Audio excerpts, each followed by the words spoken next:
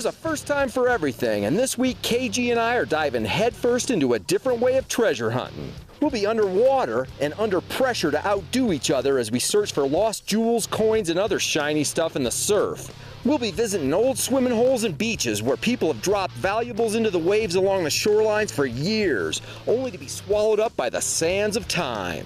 It's our very first dive detecting trip, and we can't wait to see what's waiting for us at the bottom of the deep blue abyss. I guess we're all about to find out on this week's special underwater episode of Diggin' with KG and Ringy.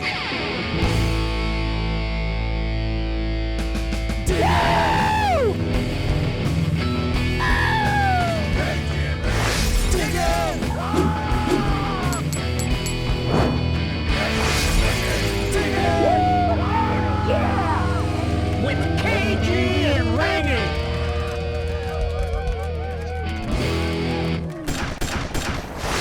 Look at that.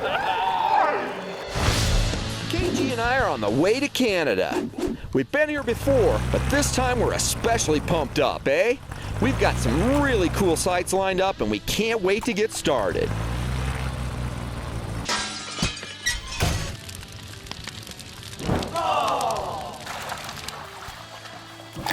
It's our dive detecting debut, and we can't wait to get our feet wet.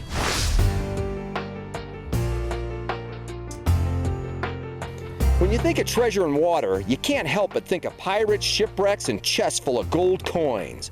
Seas around the world are full of thousands upon thousands of shipwrecks, from small fishing boats to colossal cruisers like the Titanic. Florida alone is littered with countless shipwrecks, including some vessels from the 1715 Spanish fleet that contain millions of dollars in gold and silver coins and bullion. It's the stuff of dreams. And just like on land, you never know what the next signal's gonna reveal.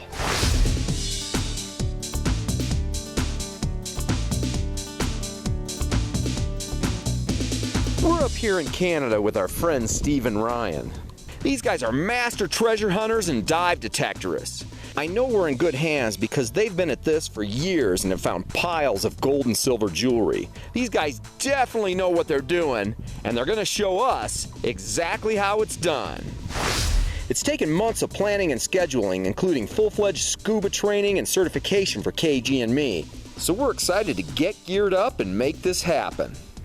We'll be diving in freshwater all week near Buffalo, New York, where Canada borders the US, and on some private beaches where they've secured permissions. Keep in mind that every shoreline has its own rules and restrictions, and that some areas are claimed just like there are gold claims on land. So before you wander out to sea looking for Blackbeard's treasure chest, be sure you're not on another man's claim or causing any kind of harm to delicate coral reefs. Oh my. The boat's all loaded and we're geared up, so we head out to make our first dive.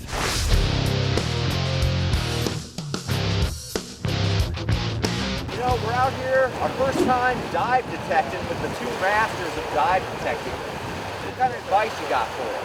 First of all, you're going to want to stick together. You don't want to lose each other out there. We need you both to come back. All right. But this is an old swimming hole that goes way back. There's a lot of stuff out there. You're going to be sure to find some good stuff. Awesome. All right. Are we ready to go? Yeah, let's do it. All right. We'll find some gold.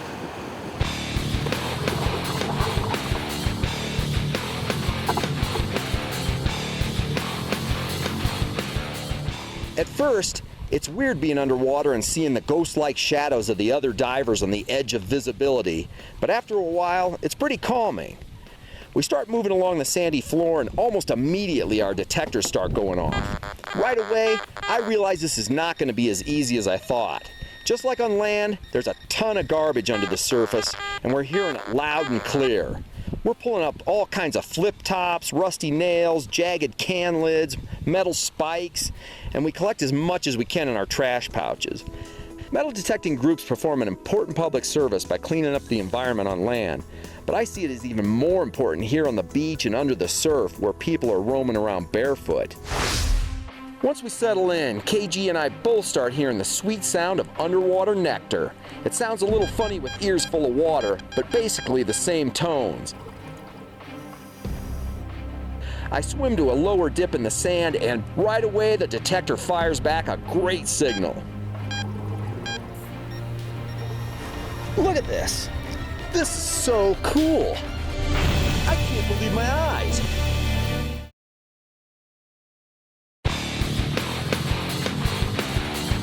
KG and I are exploring a whole new world of underwater treasure hunting. We're combing the sands for lost treasures and loving it. We just started, and it doesn't take long before I get my first solid underwater signal. This is so cool. It's a coin. It's a 1944 Canadian penny. That's a great sign because that means we have the potential to find silver down here. Potential for silver, baby. I look over and see KG has already scored a couple of copper coins too. A Wheatie and a Canadian penny like mine. We're excited to see those first coins materialize out of handfuls of sand, and in no time, the floodgates open up a steady flow of coinage and other underwater nectar.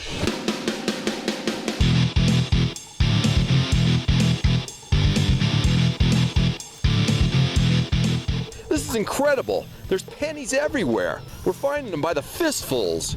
It's a feeding frenzy of copper coinage. It's totally awesome.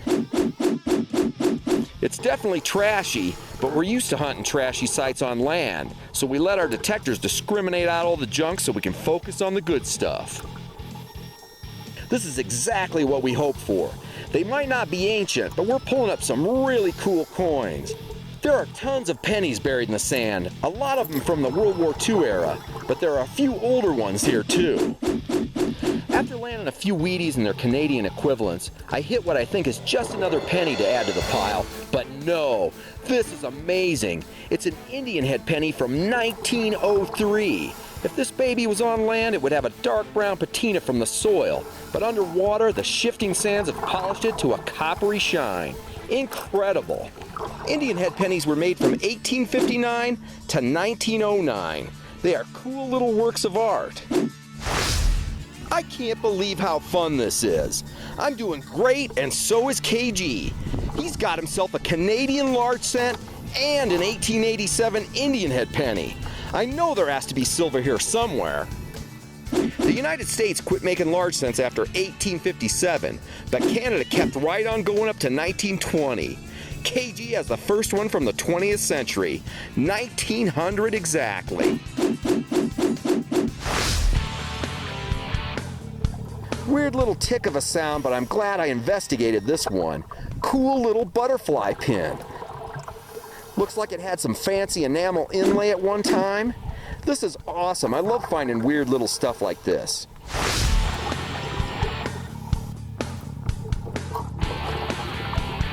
Man, look at that. That is an eagle button for sure. Eagle button for KG. This looks like it's got that old dome top style. Definitely military. Could be Civil War age even. We're talking mill, civ, 1800s. Awesome find for the king. We can tell we're in an old swimming area just by the number of bobby pins and old brass swimsuit buckles we're finding. Apparently skinny dipping is nothing new to this area. Oh man, look at this one. It's a big coin. I live for big coins. Bigger than a quarter, I think. Awesomeness. Looks like a large cent at first, but it turns out to be a presidential token with Herbert Hoover on it. It sounded awesome, and it's solid copper or brass, so it has to be from that same era as all these other 30s and 40s coins we're finding. This is a cool find for me, because Hoover was the only president from my home state of Iowa. He was born just a few years before me, in 1874. I love finding weird stuff like this. I am now officially in the zone. Round this in the glove. To save time, we start dropping the coins into our gloves so we can keep searching without fumbling around for our zip pouches. By the time we burn up a tank, our gloves are bulging with treasure. It's hard swimming with no fins. It's a lot of work down there. You're fanning, you're padding, you're digging. I went down, I got a hit with the new AT Max. Out pops this awesome Indian head penny. And I just can't believe it. I don't even know what to say. This is the most awesome thing ever. Look at this. I got a whole handful of coins right here. Look at this. Here's a Canadian penny from 1920. That's the very first one they ever made. That's an awesome From the Indian head. Yeah, I got that Indian head. I got this jewelry, and look at this. A big token came out with all that writing on it. I found one pocket down there, and there was this coin just pouring You out of it. crushed it. Oh, look at that. Tons of wheats. KG got a whole pocket full of them. How awesome is that? Is that silver? Let me see it. 2007. That military button. Perfect. Look at that thing. That thing is awesome looking. Hey, this was incredible. I mean, look at this. First diving trip, we're killing it. We still have a couple more days here. Heck yeah. First day, we've already got awesomeness in the hand right here. And we're going to be going back down under the water very soon again. So let's go get some food and a cold beverage. Oh, I'm so ready. After a quick snack, we strap on fresh tanks and dive back into the surf. In no time, KG is on to a good one. Oh man, look at that!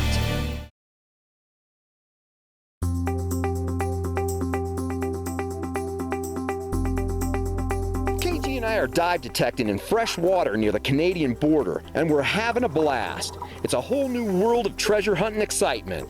Some of these beaches have been populated for over 100 years, so even though some of the areas are man-made or have been built up and maintained with layers of new sand, the water causes continuous shifts that can expose long-lost treasure over time. This place actually dates back to the 1800s. I mean, this was a massive tourist attraction, and it still is today. We're on a new tank of air, and it looks like KG just found something pretty good. Oh man, look at that! A cool copper ring. Nice find. It's smashed, but it's still pretty cool. Another ring for the KG. That makes me happy and jealous at the same time. My brain is very confused. All this talk of treasure is great, but once I'm down in the watery shadows, I start thinking about sea monsters and stuff. What if we get attacked by a giant kraken-like killer squid with a voracious appetite for human flesh? I try to warn KG of the dangers of what I feel is an imminent squid attack to the face, but I'm not sure he understands the importance of what I'm attempting to communicate.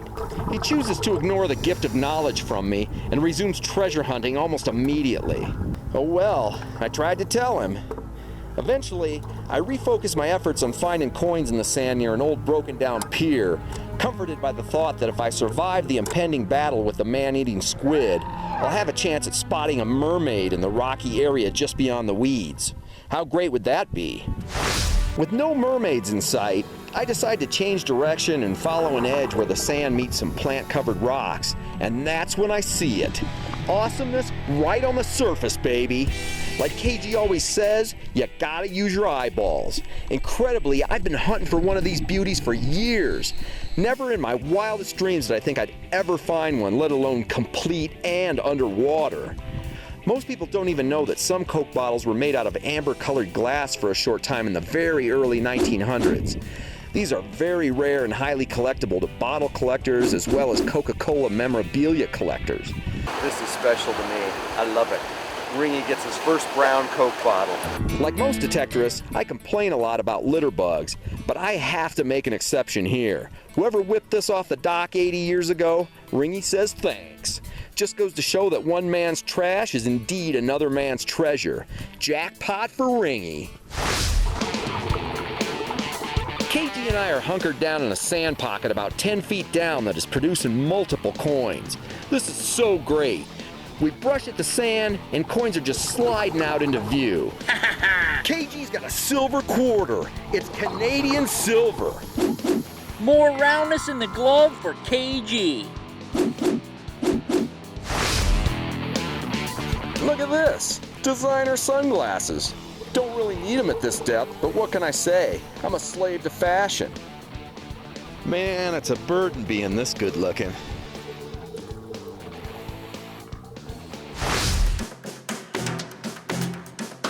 I swim up on a green weedy patch and get a decent signal. It's a bit deeper here and darker, and as I grab for my pinpointer and locate the target, a fish comes at me from out of the shadows. He circles around a couple of times and then charges me directly. I'm thinking it's probably a deadly poisonous venom fish of some kind that lives here protecting the buried treasure. But I can't leave without the juice, so I keep him at bay with my detector. Another coin! This one's silver, baby! My first aqua silv. I finally get the treasure secured and I manage to escape the fury of the venom fish unscathed. We're running low on air again, so it's time to swap out our tanks. Then it's back to the bottom for more searching. Look at this! I can't believe it! This is so awesome!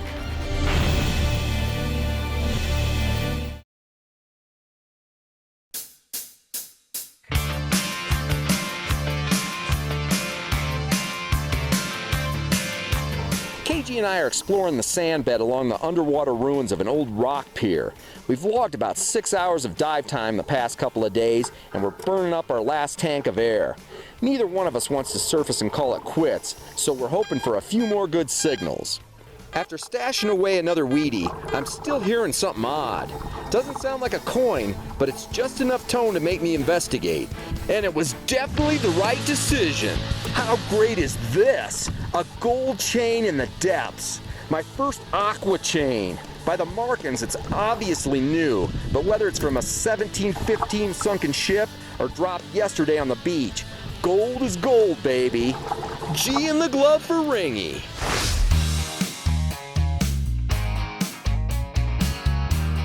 Not to be outdone, KG checks his gauge to make sure he's got enough air and drops back down to locate a signal.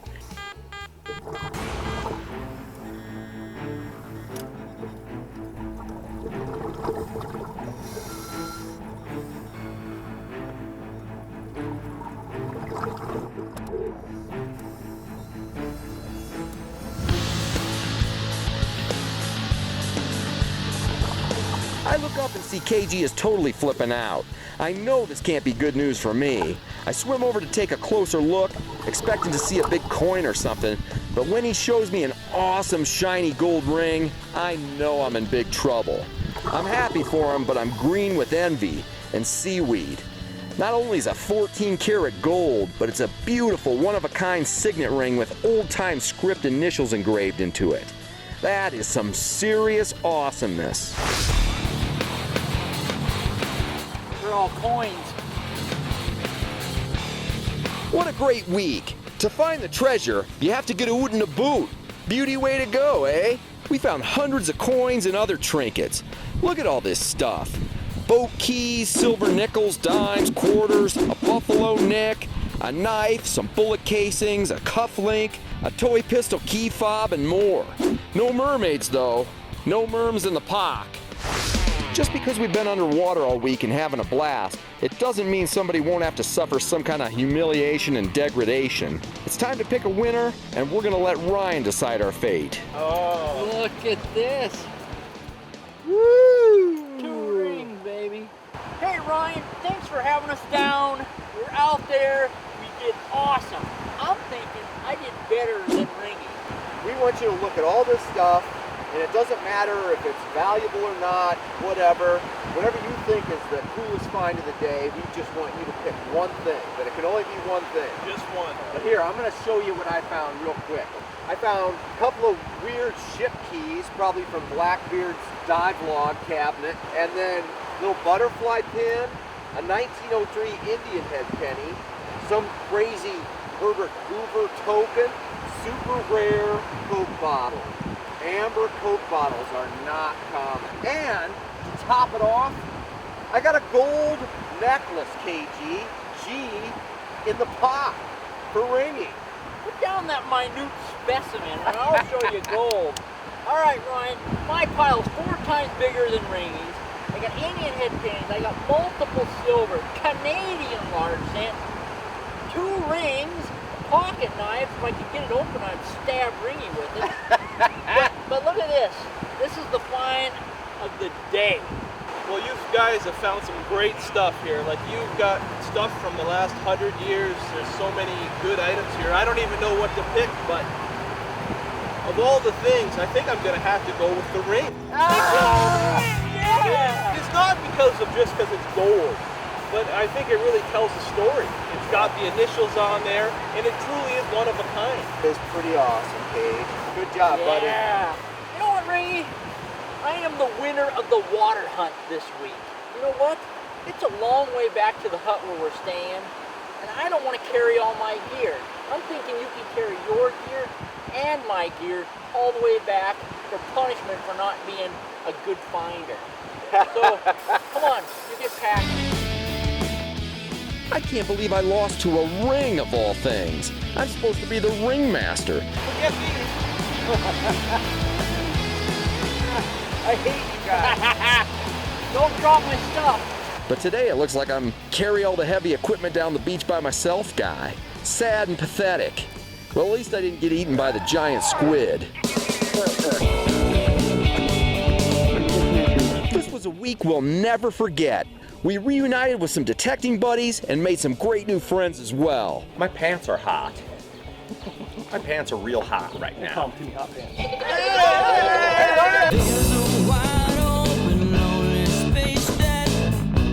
This is so cool. We found silver, gold, jewelry, and more. Join us again next time for more history and amazing adventures on Diggin' with KG and Ringy.